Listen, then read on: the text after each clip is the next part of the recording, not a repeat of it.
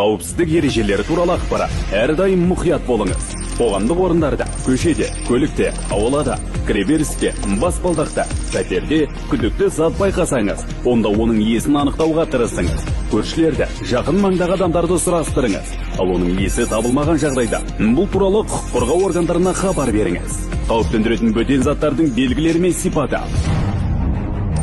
Оралған қаптама, белгісіз қорап, бөтен сөмке мен портфель, тартылған сымдар мен баулар, сағат механизмінің дыбысы, төмен жиілік дыбыстар.